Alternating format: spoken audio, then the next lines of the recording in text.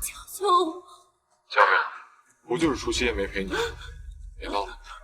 没有呢。行了，我没空听你胡编乱造。今晚会下雪，嫣然腿脚不便，我得去陪她。别忘了，嫣然的腿是因为你才断，你能冷眼旁观，我做不到。我会死的。像你这么惜命的人，怎么可能会死？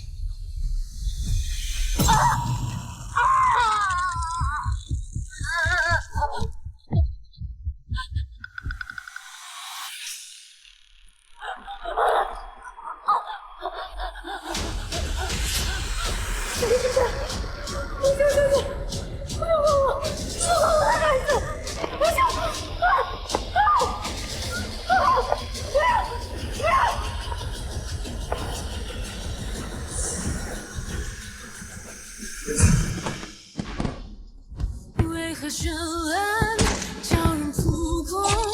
为何爱我这与我牢笼？为何等待都徒劳无功？为何超人这与爱相空？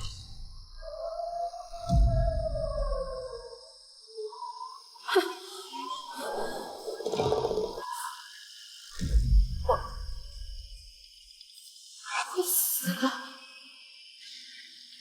是谁？你为什么要杀我？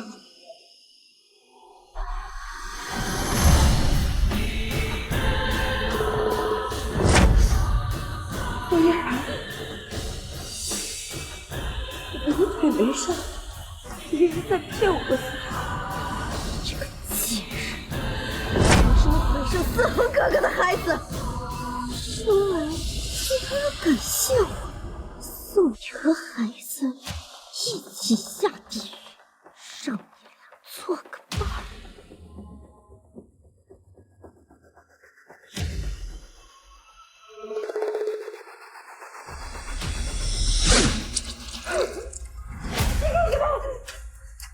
死人会疼吗？还有更疼。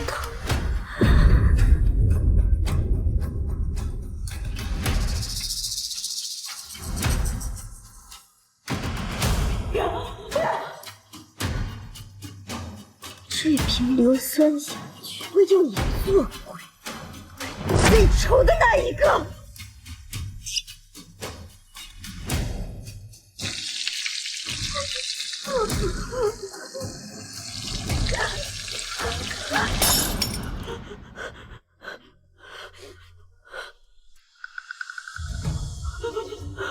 这下谁也认不出你这具尸体。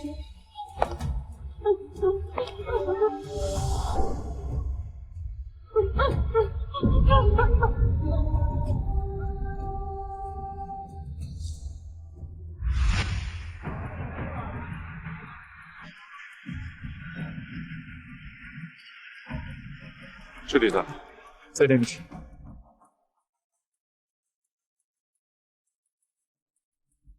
死者是被环卫工人发现的，面部严重毁容，在他身上也找不到手机和身份证。这附近的监控我也查过了，没什么有用的信息。再加上昨夜下了一夜的大雪，所以很多证据都被破坏。老婆，我需要你尽快向我提供死者的信息，帮助我们侦查。死了，死了！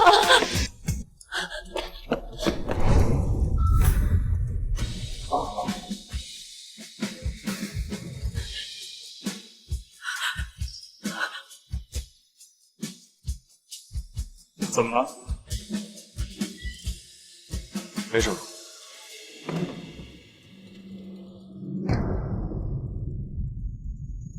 这个地方是缅国有名的红灯区吧？是。这附近做皮肉生意的很多，鱼龙混杂。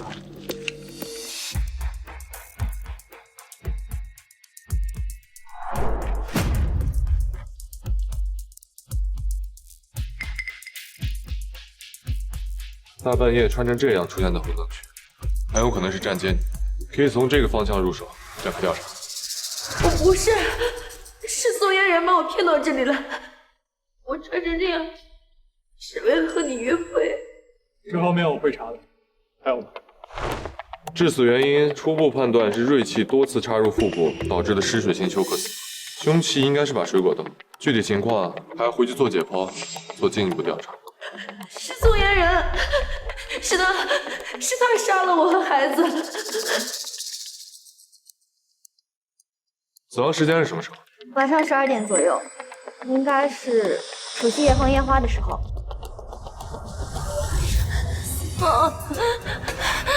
求求我！江淼，不就是除夕夜没陪你，别闹了。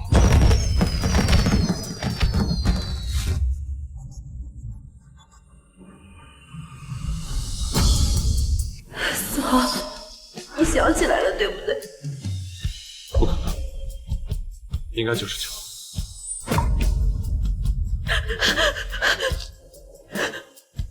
老婆，老婆，愣什么呢？没事儿，把尸体运回法医室吧，做进一步检查。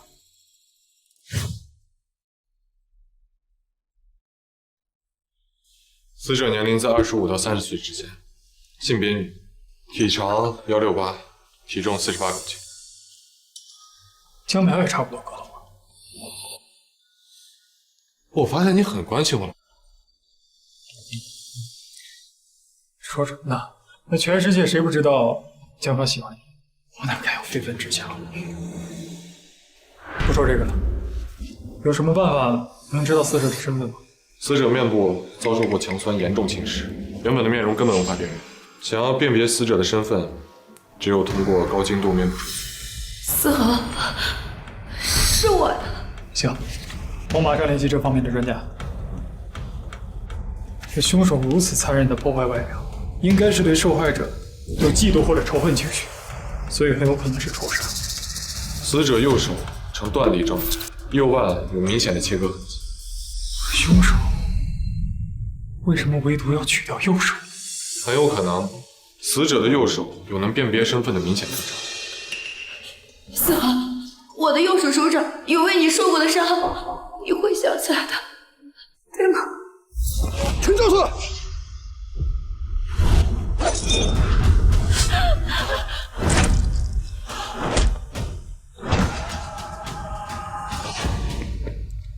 你怎么这么傻？有刀你也敢上？我怕你受伤嘛。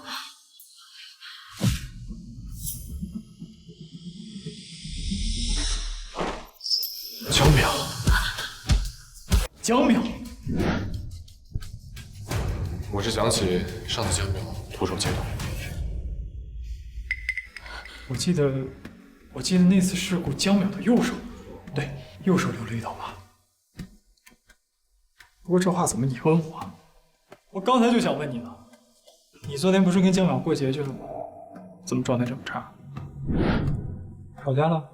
昨天嫣然不舒服，我去陪她。江淼打电话给我闹事。我没有闹，我是在向你求救。果然又是因为那个宋小姐。不过宋小姐那事肯定有蹊跷，江淼的为人咱们俩都知道，她不可能干那种事。事实都摆在眼前了，是他把嫣然推到马路中间，嫣然才遭遇车祸，从此不能走路。为什么？为什么所有人都愿意相信我，唯独你不信？行了，工作时间，我不想谈论我的私事。有空在这里聊江淼，不如赶紧抓紧时间确认死者身份。死者就是我呀！行，我不跟你争。关于死者还有别的信息吗？死者子宫增大，符合孕期生理特征，是个孕妇，母体遭受致命创伤，胎儿也伴有致命性损伤，左手有明显的伤痕，可能是为了保护胎儿所致。对不起，宝宝，妈妈没有保护好。真是个畜生，连孕妇都不放过。老傅，你说这死者的丈夫要是知道该有多伤心。四号，你会为我和宝宝伤心吗？深夜出没在这里，衣着暴露，身上还有粗暴的痕迹，我估计他们应该没有丈夫。如果我猜的没错，她应该是一个怀了嫖客孩子的战妓。你错了，我不是。等等，江淼也怀孕了。你说什么？我说江淼也怀孕了。她本来打算昨天晚上告诉你，给你个惊喜的。不可能，她肯定是在骗你。她为了和嫣然争，什么谎话编不出来。嫣然，你怎么句句不离嫣然？老冯，你现在是不是对江淼的偏见有点太大了？她一个女孩，独自一人来到缅国，她没有亲人，没有朋友，她只有你一个丈夫。万一她真的怀孕，手上的右手，那这尸体很有可能就是江淼。行了，她根本不可能怀孕。自从嫣然来了缅国，江淼就变得多疑善妒，你没资格当一个妻。思恒，你说我不配当你孩子的母亲，那谁配？宋嫣然吗？他可是杀死我和你孩子的凶手。我建议你现在最少要给江淼打个电话，确认一下他的安全。没空陪他玩。行，你不打是吧？我打。您好，您拨打的电话已关机。您好，您拨打的电话已关机。关机。江淼的电话打不通，现在死者的身份有疑点冲突。老傅，你就算是为了排除死者身份，你也得给家里打个电话吧。打呀！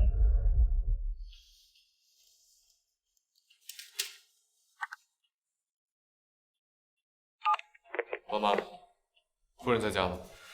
医生，夫人昨晚说要和您约会，9点出门就没有回来过了。手上的右手，孕妇又深夜未归。老傅，这世界上怎么可能有这么巧的事？思恒，如果你知道死者是我，你会为了我把宋嫣然绳之以法吗？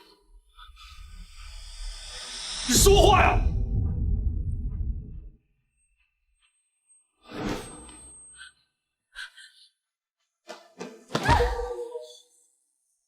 嫣然，你怎么在这？思恒哥哥，天气预报说今天还会下大雪，我的腿……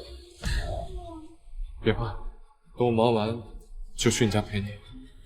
傅思恒，他的腿没事，你温柔抱着你，是杀害我的凶手啊！你不能现在就跟我回去吗？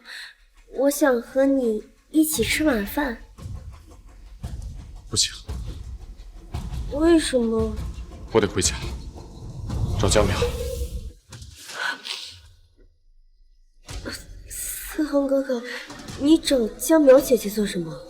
昨晚市里发生一起命案，我们怀疑死者是江淼。应该不会的，江淼不会死的。不可能是江淼姐姐！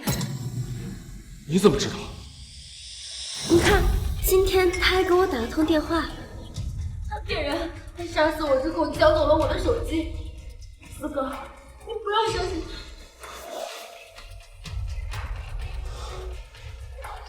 我就知道，他是故意不接电话，故意玩失踪。这个江淼一天到晚不折腾就不得安生。他打电话跟你说什么？他说让我离你远一点，你说什么了？他还骂我是贱人，是小三。为什么当初那场车祸没有直接把我撞死？如果我死了，就没有人跟他抢你了。我没有。荒谬！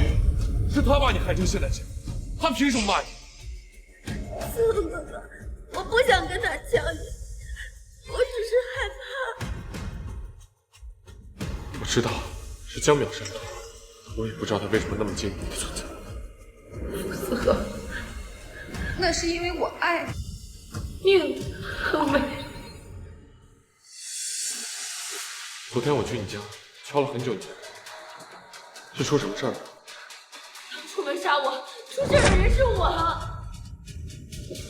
我那个时候你不在家。我睡着了，没听见你叫门，对不起啊。没事儿，我只是担心你的安全，毕竟昨晚的命案太残忍了。思恒哥哥，这命案是怎么回事啊？凶手对一个孕妇痛下杀手。是孕妇啊，太可怕了。那她老公没有陪在她身边吗？对啊，傅思恒，你为什么要双冤去找这个女人？这个孕妇可能是做皮肉生意的，没有丈夫也很正常。我不是，傅思恒，你知不知道，你说这些话，又把我杀死了一遍。就算是小姐，凶手也不该如此残忍地破坏她的面目，还切掉了她的手掌。是这么穷凶极恶的罪犯，必须尽快把他捉拿归案。好可怕！思恒哥哥，那你们有发现什么凶手的线索吗？你就是凶手！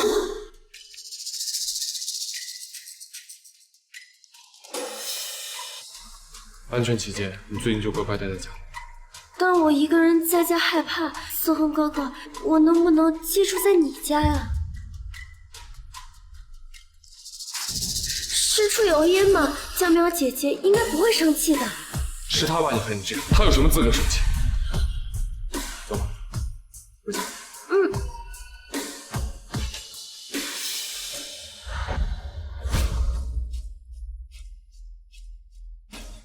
傅思恒，那可是我们的家。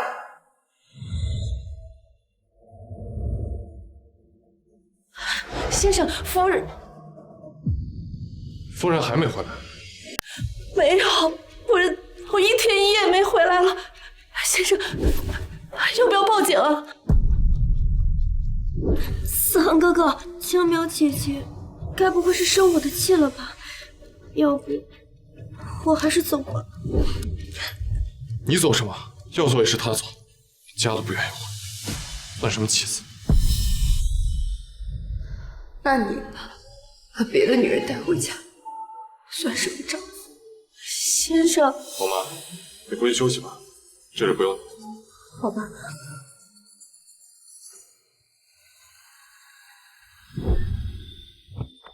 江苗姐姐不在，我今晚能跟你住吗？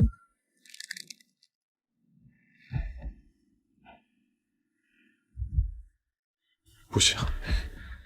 可我一想到那天晚上那场车祸的画面，思恒哥哥，我保证，我一定会好好睡着，我不会打扰你休息的。可是，你是怕江苗姐姐生气吗？她连家都不愿意回，生不生气跟我有什么关系？今晚你就睡睡。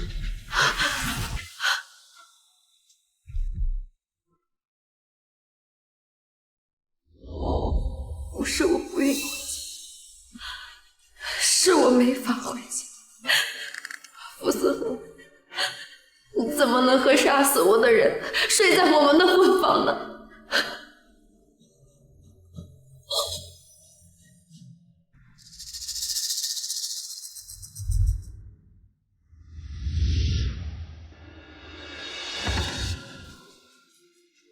江苗，我赢了。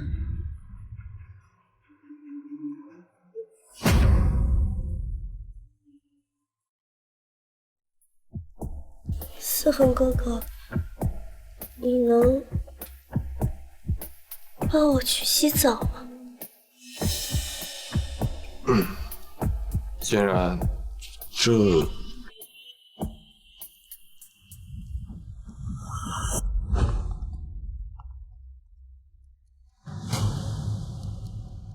什么？面部重塑专家到了。好，我现在就过去。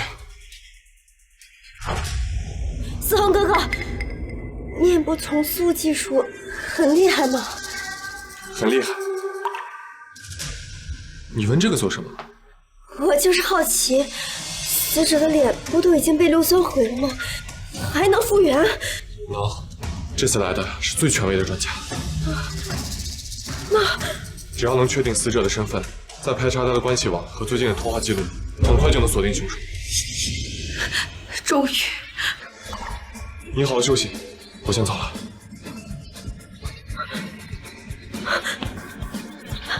怎么？宋嫣然，你就等着被绳之以法。陈教授，您是面部识别的专家，之前帮忙破获过数千起大案，这次案子能有您介入，应该很快能知道死者是谁。过誉了，稍等1分钟。打了他。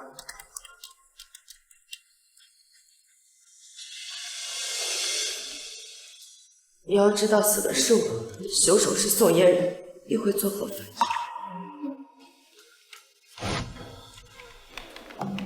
谁的钱包啊？我的。您看这真好看。还发了照片呢。江淼自作主张放的，一直挖留着。拿出来干什么？今天联系上他。不回消息，也不接电话，越来越委屈了。有本事永远别回家。你这恕你所愿，我再也回不去。成功了。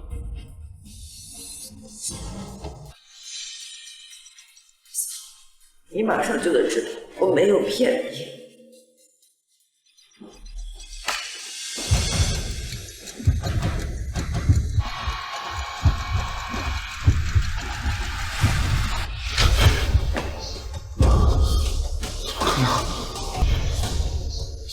江淼，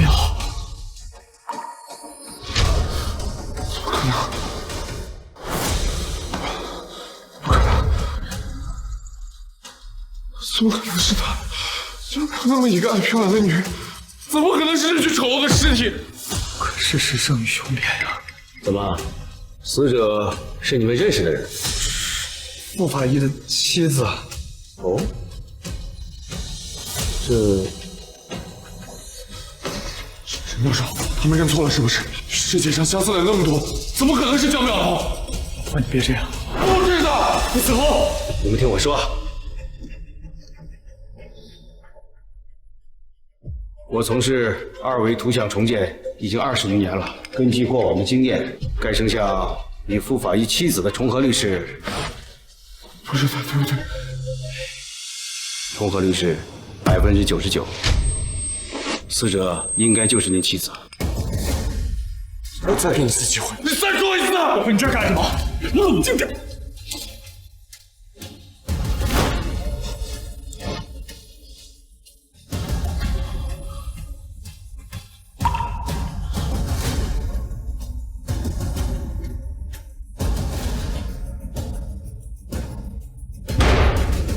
傅法医节哀吧。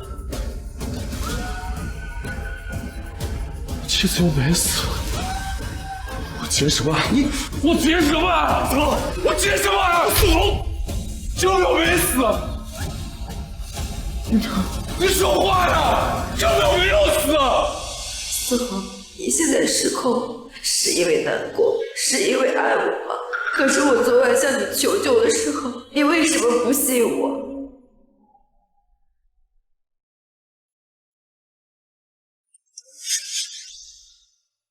江淼的信息，是江淼的信息。什么？我的信息？到底什么情况？他的手机绑定了我的附属卡，言之凿凿说他死，结果他现在正在外面住我店里挥霍。不是，我没有，是宋嫣然，是宋嫣然抢走了我的手机。不应该呀！你什么意思？我妻子没死，让您失望了？不是这个意思，只是2维图像重建法没出过错。我觉得好了，天色也不早，陈教授请回吧。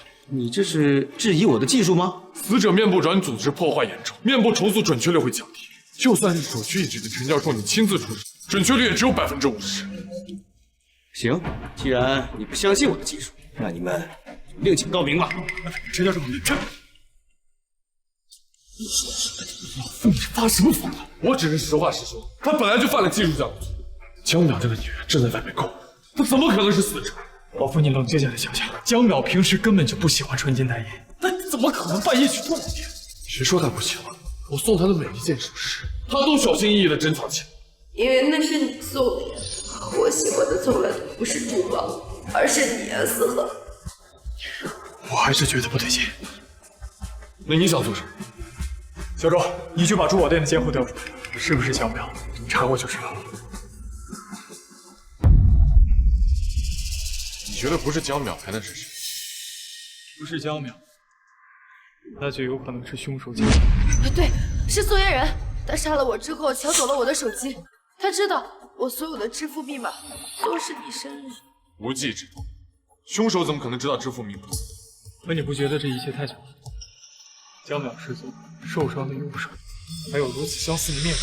行了，巧合就是巧合。再说了，江淼还欠嫣然一双腿，他要用一辈子来赎罪，休想跟你一死了之。傅思恒，原来你刚刚难过，不是因为爱，只是怕我死了之后没办法给宋嫣然赎罪。你就那么想要江淼死吗？你说什么？之前我就强调，死者很有可能就是红灯区的失足妇女，我不是，说不定他就是因为太放荡才会被人杀。我没有。傅思恒，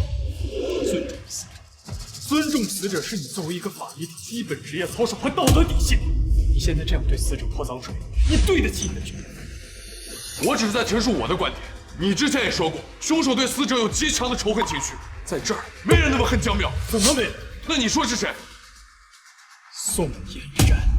你们在说什么？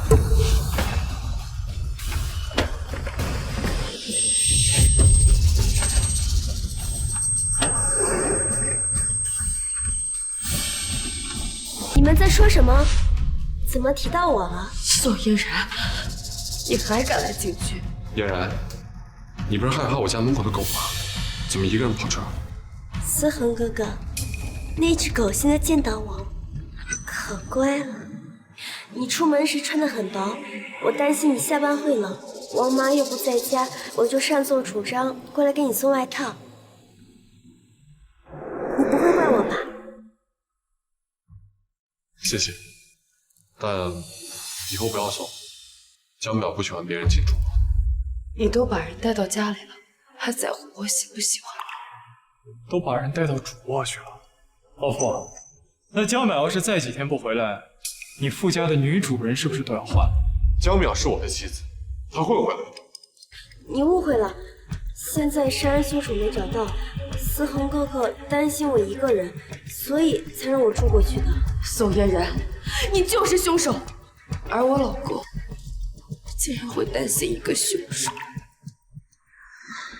办案都累了吧？我带了水果。我们这儿没刀削皮，不吃。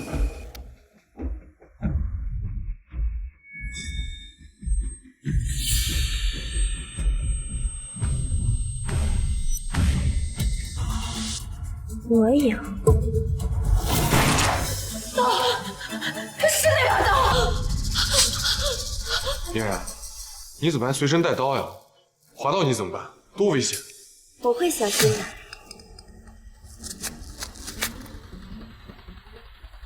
明灯哥哥，有吃吗？开边，我可无福消受宋小姐的水果。还有，麻烦你把称呼改名。我是家里头的独生子，没有乱认妹妹的好习惯。你，思恒哥哥，那你吃。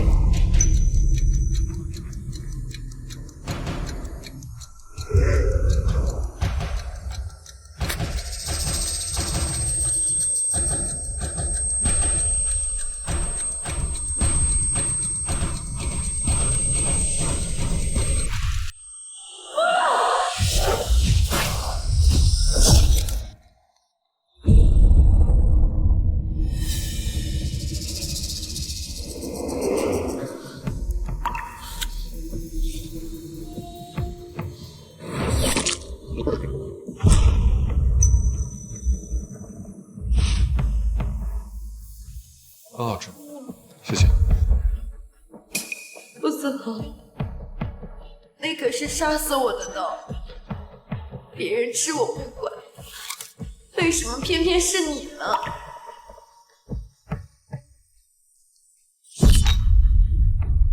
哦，对了，不是说今晚有专家过来做面部重塑吗？他人呢？走了。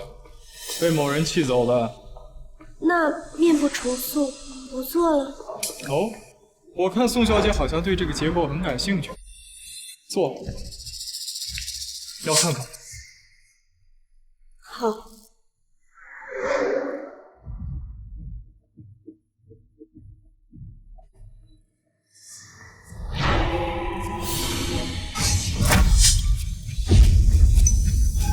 怎么样？看着眼熟吗？认出来了吧？宋嫣然，你现在知道害怕了？怎么这么不小心？我看不是不小心，是心里头有鬼。明德，够了！那怎么一看到图片就如此慌张？怎么会是江淼姐姐呢？她那么善良，她怎么会被杀呢？宋嫣然，你在装什么？你就是凶手！没事的，是技术出错了，张淼没死。真的吗？单位你还这么担心呢？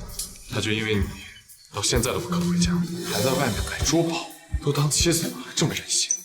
思恒，我多么想你说的是真的，我只是在任性购物，而不是跟你两个。伯父，那珠宝店的监控摄像还没回来，你怎么肯定那是江淼？因为她是我妻子，我了解。监控拿到了。什么监控？江淼在珠宝店的监控。不是已经确定消费的是江淼姐姐了吗？为什么还要浪费警力去调查？因为不排除有人冒充江淼。怎么可能会有人假冒江淼姐姐？没事儿，看监控吧。看完之后你就知道你的猜测有多可笑。可笑的是你啊！天已经晚了，明天再看吧。我们先回去休息吧。证据都在这儿了，你往哪回去？宋小姐，你是不是管得太宽了？我只是担心思恒哥哥的身体。江淼姐姐不在，我要替江淼姐姐照顾好她。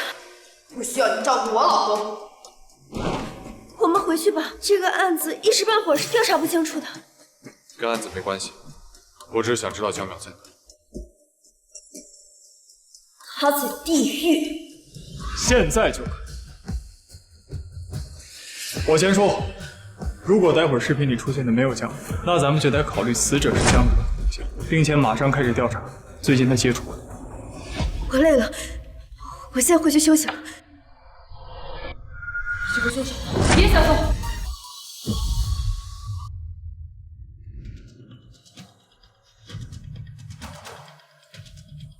思恒哥哥，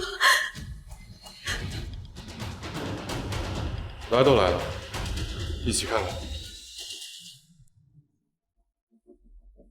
我知道你心善，担心他，看了能安心一些。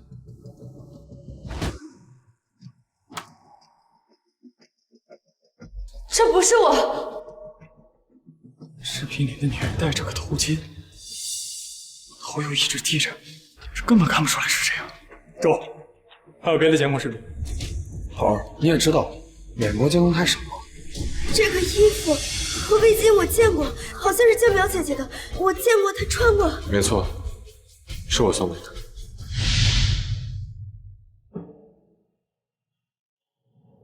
好看吗？现在缅国也不冷，怎么突然想起来送我大衣跟围巾了？你穿着好看。谢谢老公。曾经多么美好的礼物，如今却变成了掩盖真相的证物。早就说了是你毒气。那我们现在可以回去了吧？等等，鞋子，鞋子怎么了？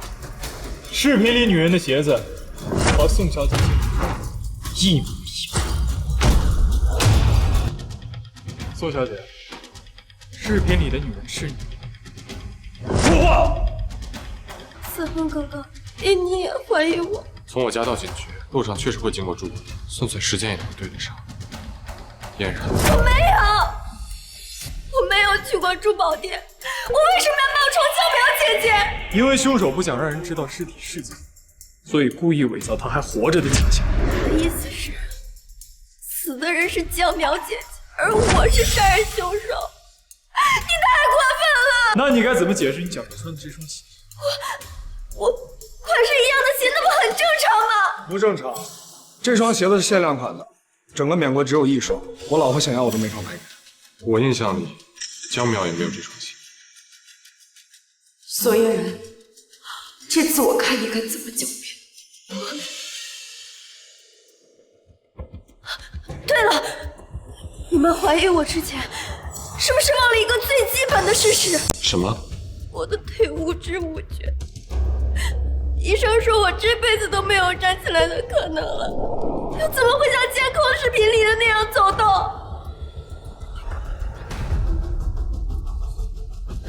思恒哥哥，你相信我，虽然我的腿是江苗姐姐害的，但我不恨她，更不会害她。我们从小一起长大，你是知道我对你的心意的，你爱的人，我又怎么会伤害他？嫣然，他是骗人，他的腿根本就没事儿。思恒，要相信他，好不好？好，好，嫣然，我相信你。嫣然的腿是医院整到的，监控里的人不可能是他。宋小姐的就诊记录我会再去查，你还是不相信我？我只相信证据。宋哥哥，别怕，你是清白的，他喜欢查就让他查个够。好，手机。这是我们搬过来之后我送给他的平安符，真是假的？我早就说过，他是为了气我才离家出走的。希望江苗姐姐早点休息，赶快回家，别让我们担心她了。宋嫣然，都是让我失去了回家的机会。那既然他手机开机了，那我现在就给他打个电话。不要！你慌什么？很晚了，江苗姐姐应该早都休息了吧？打吧，让他别再找事，赶紧回家。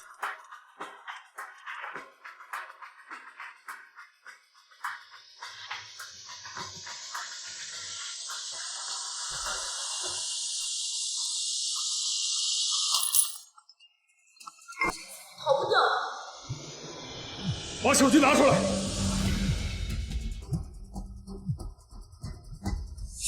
拿出来！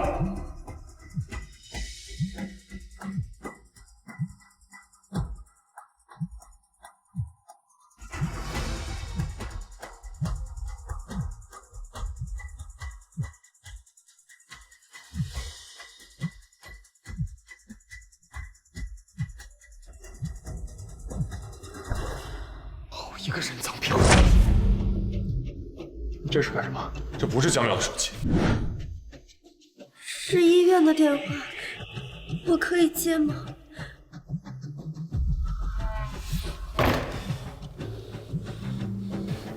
接。我才没有那么傻，来之前就已经处理掉手机和衣物了。我看你们怎么查。为什么会这样？明明真相已经在眼前。是我，为什么？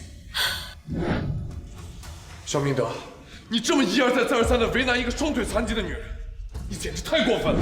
但我直觉这件事情的办案能靠直觉吗？思恒哥哥，医生说什么？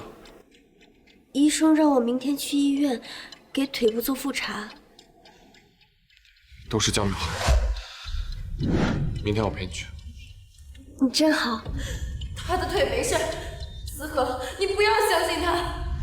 今天就到这儿，嫣然怕了，我先送她回去。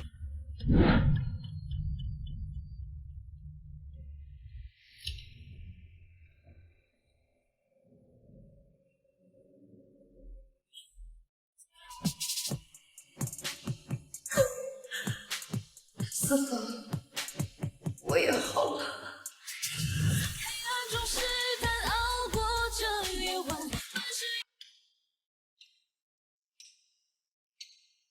桃，咱们为什么来这儿？现在死者的身份没法确认，那就只能从特征查起。既然死者是孕妇，那来医院的妇产科查是最合适的。请问我可以帮什么忙吗？麻烦问一下，这几天有没有就诊有异常的孕妇？你稍等，我帮你查一下。明德，哟，带着你妹妹来查腿啊？能不能好好说话？你来这干什么？查案。对，死者怀孕了，确实可以从孕妇入手。你就不想看看结果吗？查案是你的工作，我只是法医，我的任务已经完成。可是江淼才……又来了。昨天我们刚确认，我的妻子还在外面购物，而且她也根本未死。只需要把我气死。江淼她真的怀孕？她怀孕了，不跟自己的丈夫说，让她告诉你一个外人。我本来是想等新年的时候给你一个惊喜，可谁曾想，我再也没有机会亲口告诉你。江淼姐姐和萧景波的关系真好。没你们俩关系好，妻子失联了好几天，就跟妹妹住一块。邱明德，我想起来了，有个孕妇来预约了产检，但是一直都没过来，也联系不上。你还记得她的名字吗？叫……我给忘了。你们等等，我查个资料。思恒哥哥，我好像把钥匙落在诊疗室了，你陪我去找一下好不好？等会儿再陪你去，在医院丢不了。能不能快点啊？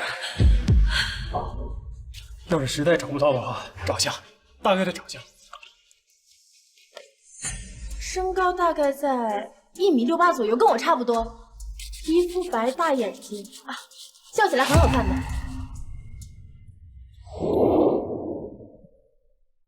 思恒，我要做你的妻子，然后陪你去缅国。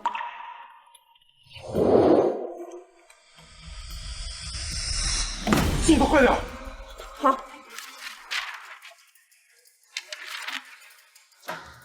找到了。哎，陈小玲，不对呀。陈小玲在下一张资料，这是我的。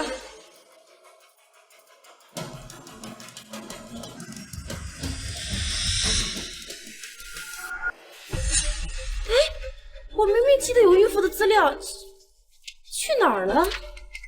到底怎么回事？那个孕妇的资料不见了。连老天爷都在帮你，江宇，说明你该死。明明下一张就是我的资料，怎么会这样呢？麻烦你再好好找一下，那张病历到底去哪儿了？昨天是医院整理归档纸质病历的日子，那个孕妇一直没有时间过来更新病历，就被收拾起来处理掉了。怎么会这样呢？没有备份吗？有电子病历，可能需要一点时间。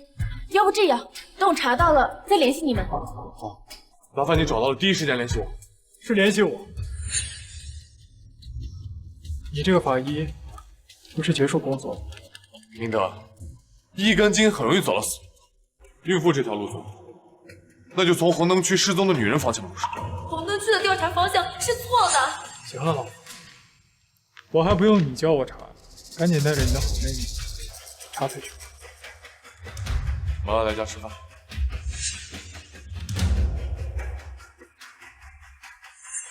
别走！头发刚从老夫身上薅来，送去鉴定科，查一下此具胎儿跟老夫的亲子鉴定。桃儿，你还怀疑死者就是傅法医的妻子？尽管我也不想，但那直接匹配死者和傅法医妻子的 DNA， 这不就行了吗？对呀，走。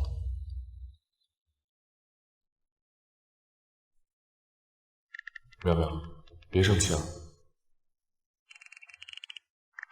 还没生气。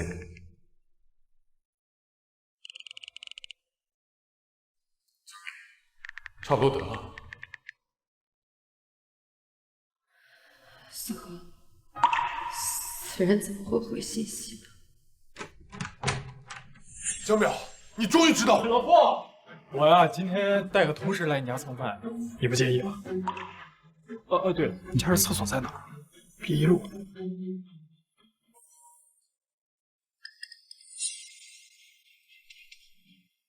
傅法医，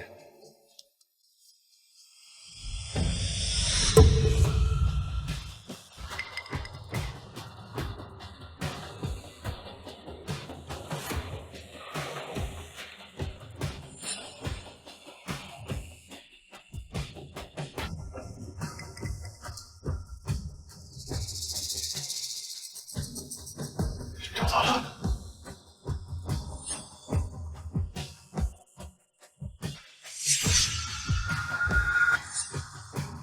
萧警官，干嘛？我这不是来上厕所的吗？那怎么关门？我这一看你宋小姐你呢，我想造你什么意思？哎，别动，小心点你这残疾的腿。回来正好，吃饭了。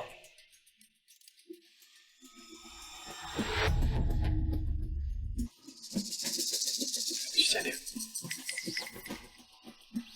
你们吃，我先走了。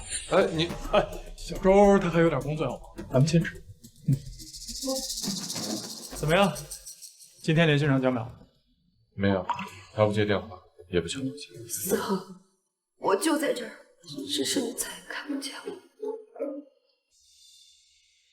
先生，汤好了，行了，不说他了，吃饭吧。慢点喝，很烫。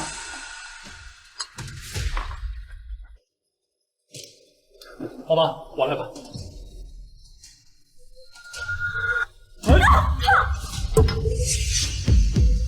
你这腿不是没有知觉？宋嫣然，你露馅了！我就知道你是这。先生，要不要报警？等等，你还想说什么？我说的是汤，可惜王妈熬的汤了。你撒谎！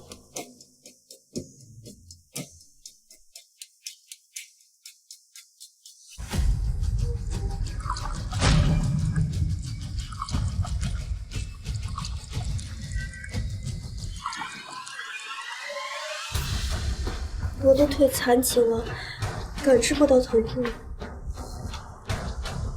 抱歉。宋嫣然，永远的隐瞒真相，还真是无所不用其极。嫣然，你不用这么证明自己。我只是不想让你怀疑我嘛。好吗？带嫣然去收拾一下。好吧。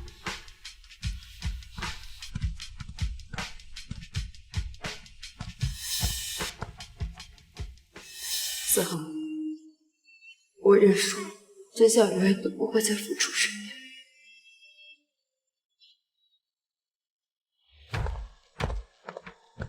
都酒足饭饱了，你还拉我进来干什么？我想求你一件事。说来听听。你不是警察吗？帮我找找江淼吧。你也觉得那个尸体不是？我只是想让他快点回家。那个凶手那么残忍，说不定会再次犯案。行。我刚才来你家路上冷死了，给我找件外套。自己挑。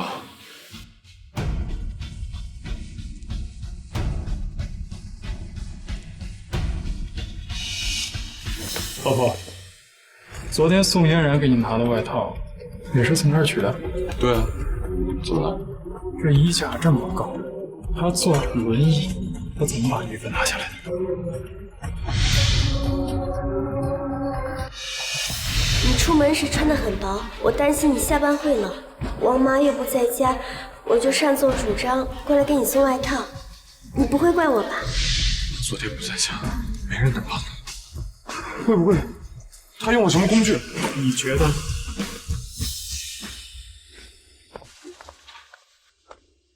萧警官这是要走了吗？明白，谢谢你，但是我死心了。今晚过后我会离开。嫣然，你最近真的没见过江淼？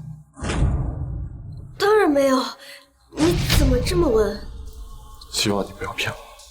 思恒哥哥，我永远不会骗你的。你从头到尾都在骗我。肖警官不是要走了吗？抓紧吧，不然天就黑了。不急，你还要干什么？关你什么事？这儿又不是你家。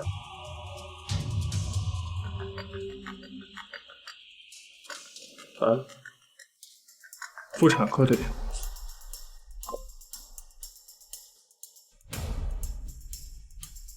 失踪的孕妇找到了吗？她的名字叫什么？江淼。你说她叫什么？江淼，渺小的淼。登记的亲属名字是傅思恒。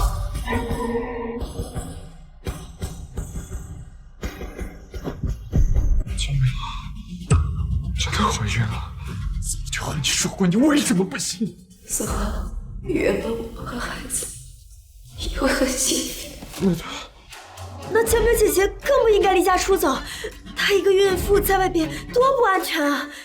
对呀，为什么没去做产检？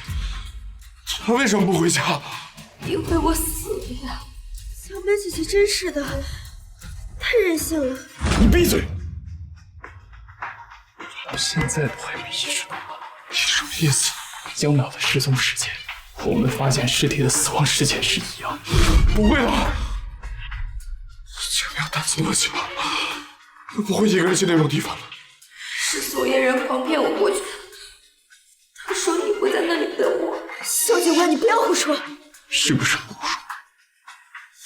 你待会儿就知道。啊，报告出来了。这是死者泰尔和你傅思恒的亲子鉴定。你做好心理准备。就算江淼怀孕了，她也绝不可能是死者。根据现有的监测数据和情况分析，傅思恒和死者泰尔之间存在说亲生父子关系。爸爸终于知道你的存在。这报告一定是假的，我以我的职业气势，这报告是对的。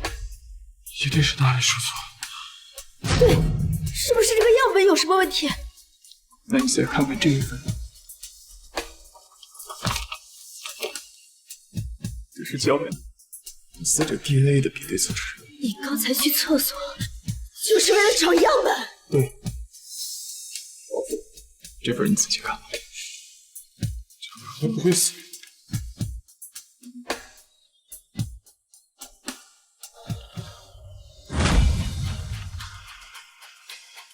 几乎是100%的概率，你就别再骗自己了。为什么？江淼怎么会死？我会死的。你这么细腻的，能那么轻易死？大半夜穿成这样，很有可能是站街，深夜出没在环岛区，衣着暴露，身上还有粗暴的痕迹。我估计他们应该没有诈骗。如果我猜的没错，他应该是一个怀了嫖客的小姐。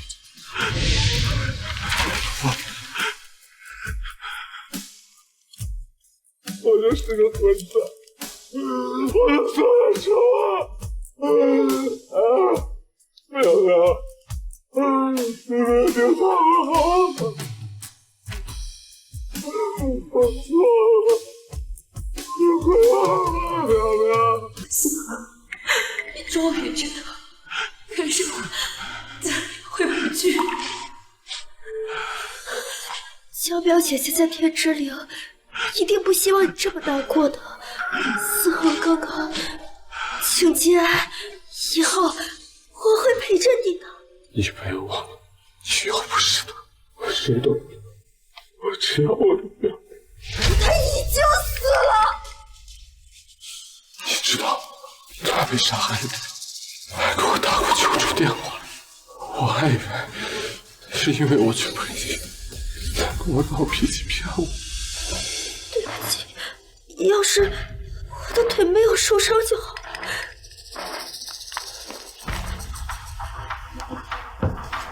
宋嫣然，你说过你不会骗我。当然。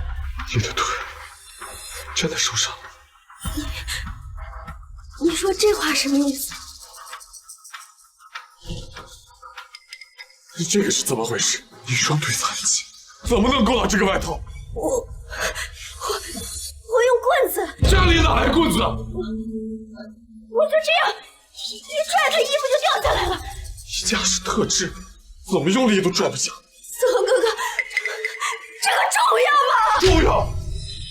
孙嫣然，我来之前特地调查了你的医疗记录，当年给你腿部做手术的医生拿了一大笔钱，改名换姓，带着妻女移民。而你现在的主治医生，每次只给你开一些无关痛痒的维生素片。所以你根本就没去。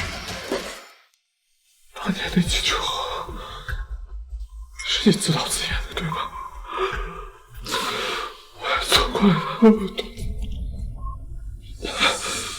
淼淼，不是的，不是的，你听我说。我早该明白，我早就该知道。你还想怎么样？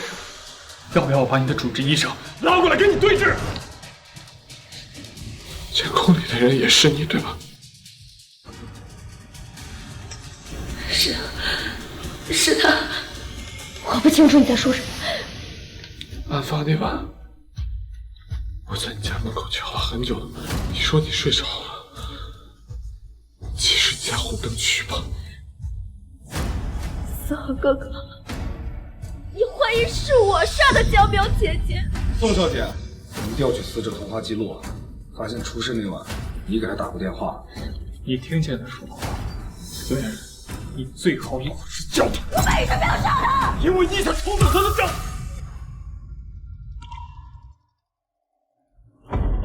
是，我爱慕思恒，可是勉强算个动机。那凶器呢？没有凶器，你们怎么定我的罪？刀，是那把水果刀。我们一定会找到凶器。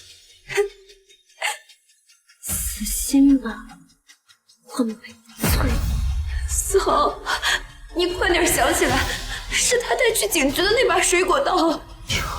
凶器，凶器应该是把水果刀。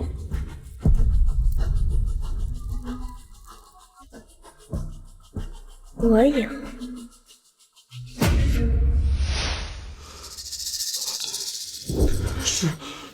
是那把刀，什么刀？就是他带到警局的那把刀。那把刀应该还在警局，你现在马上回去，把那把刀做血液和指纹鉴定，快！我不要。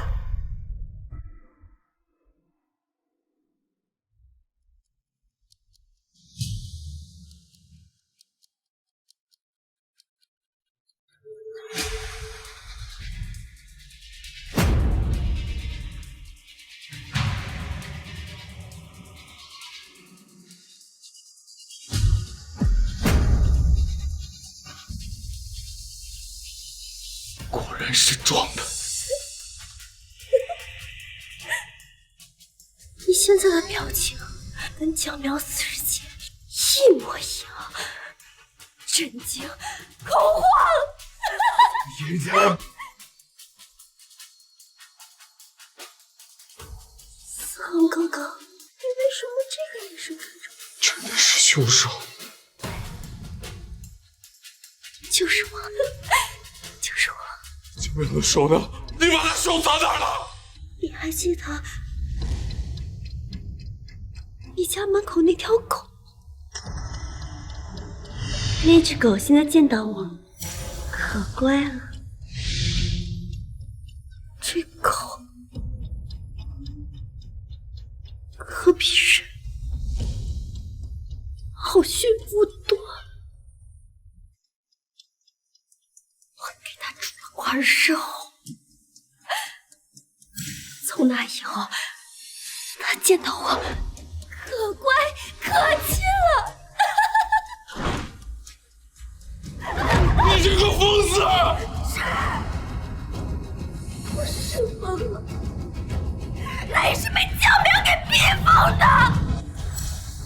思恒，我爱你，我比江淼还爱你，我甚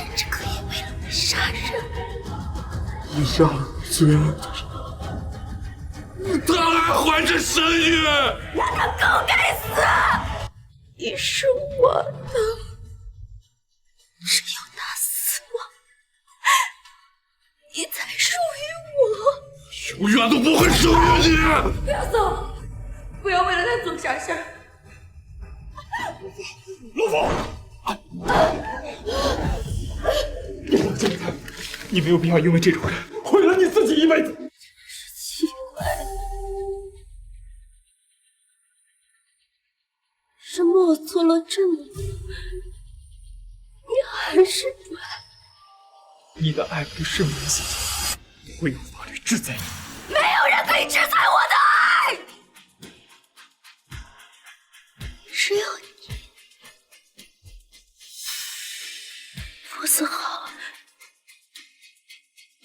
你要我做什么？我向你去死！好啊。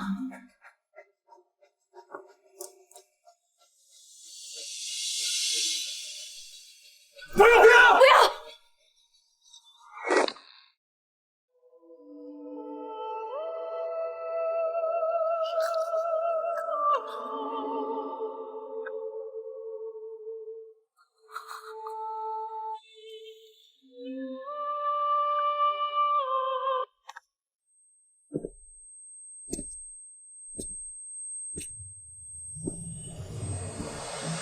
瑶瑶，是我自以为是，替你赎罪，却不愿相信你根本就没有罪。是我没把你绝望中的求救当回事，你一步一步推向死。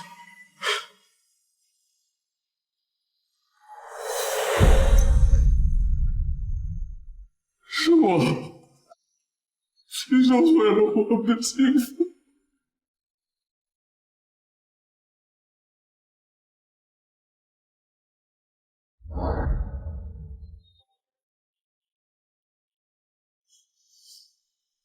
忘了告诉你，钱包里的照片是我偷偷放进去的，就是为了想你的时候再看看。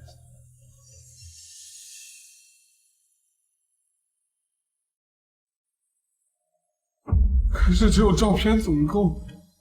妙妙，那天晚上的烟花真的好漂亮，我要是能和你一起看就好。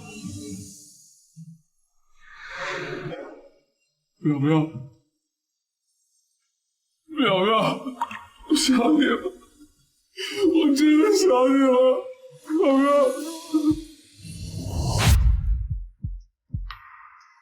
思豪，都过去了，你别哭了。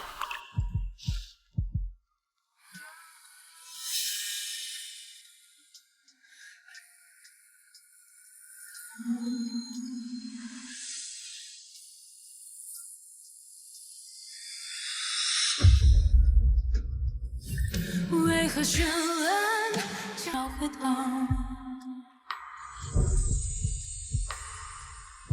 为什么人们却轻手上一把锁？不甘不得不休，求人自你能看见我了？为爱为爱为爱，都只是为我。